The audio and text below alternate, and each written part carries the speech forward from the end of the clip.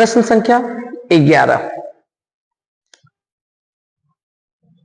किसी दिए गए कूलम बल के कारण इलेक्ट्रॉन का त्वरण दिया गया है और इलेक्ट्रॉन का त्वरण कितना है 2.5 गुना 10 के पावर 22 मीटर पर सेकेंड स्क्वायर। अगर वही बल आरोपित करेंगे जो बल इलेक्ट्रॉन के लिए है, अगर वही बल प्रोटॉन के लिए भी आरोपित किया जाए तो बताइए कि प्रोटॉन का त्वरण क्या होगा। लगभग में वैल्यू बताना है। आइए सोल्व करते हैं इसको बच्चों ध्यान से। सबसे पहले बल न्यूटन के द्वितीय गति नियम का यहां पे प्रयोग करने वाले हैं और न्यूटन के द्वितीय गति नियम से बल का फॉर्मूला क्या होता है F बराबर m इंटू ए। तो सबसे पहले चलो किसके लिए, इलेक्ट्रॉन के लिए। पहले चलेंगे हम लोग इलेक्ट्रॉन के लिए और इलेक्ट्रॉन के लिए चलेंगे तो F बराबर फॉर्मूला क्या लेंगे m इंटू ए। मास किसका होगा, इलेक्ट्रॉन का।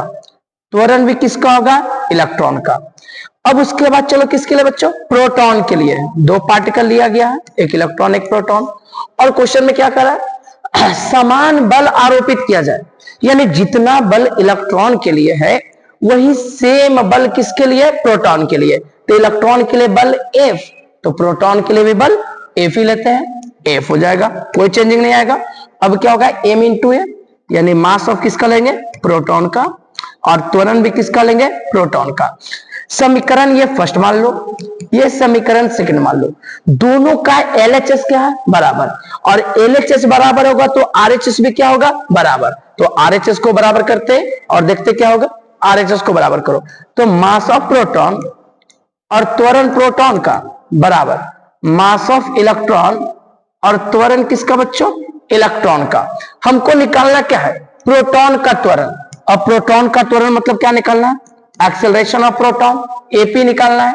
तो AP अगर निकालोगे तो बताओ MP कहां चल जाएगा, नीचे, तो mass of electron, acceleration of electron, और नीचे क्या आ गया, एक्सेलरेशन ऑफ प्रोटॉन।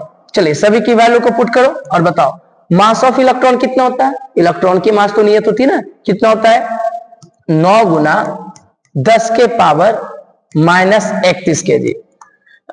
त्वरण होगा इलेक्ट्रॉन का, और इलेक्ट्रॉन का त्वरण कितना दिया बच्चों 2.5 गुना 10 के पावर 22। बटा में आ जाओ, त्वरण किसका है, प्रोटॉन का, और प्रोटॉन का त्वरण, सॉरी प्रोटॉन का तो त्वरण यहां पे निकालना ना बच्चों, m ऑफ p नीचे जाएगा, यानी मास ऑफ प्रोटॉन नीचे जाएगा, मास ऑफ प्रोटॉन।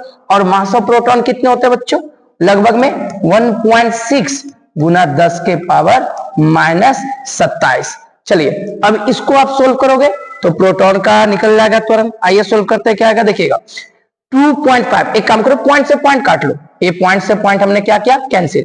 25 को अगर 9 से गुना करेंगे तो ये आएगा 225, और बट्टा में कितना आ गया 16।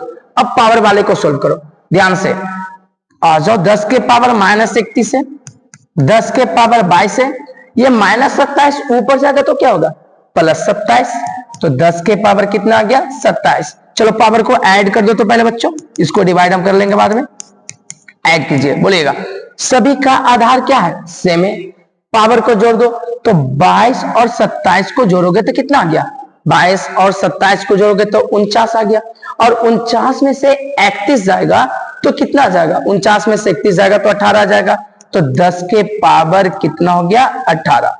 अब चलो इसको भागा देते हैं ध्यान से। अगर 225 को 16 से भागा दिया जाए तो वैल्यू कितना आएगा, अब इस पर ध्यान देना है। 225 को 16 से भागा दो, आ जाओ डिवाइड कर लेते हैं। 16 को भागा देना किससे, 225 से, कैंसिल कर लो, एक मरतबे हो गया 16, 65, तो 4 मरतबे कितना हो गया 64, यानी 14 दशमलव समथिंग है ना, 14 दशमलव ये कितना हो गया 100, यानी 14.06 लगभग में ये वैल्यू आएगा। तो 14.06 और गुना 10 के पावर क्या हो गया बच्चों 18, और ये निकल गया एक्सेलरेशन किसका बच्चों, प्रोटॉन का। या फिर इसी को अगर पॉइंट को आपको शिफ्ट करोगे, अगर आप यहां पर पॉइंट को शिफ्ट कर सकते हो तो इसका रिजल्ट क्या आएगा देखिएगा। इसको हम अप्रोक्सीमेट ऐसा भी लिख सकते हैं 1.4 और गुना 10 के पावर, अगर पॉइंट एक इधर खिसका है तो पावर ऊपर एक बढ़ जाएगा, तो 10 के पावर कितना हो जाएगा 19। और इसी को आप लगभग में भी लिख सकते हो क्या बच्चों 1.5 और गुना 10 के पावर 19 और इतना हो गया मीटर पर सेकेंड स्क्वायर और ये निकल गया प्रोटॉन का त्वरण। ओके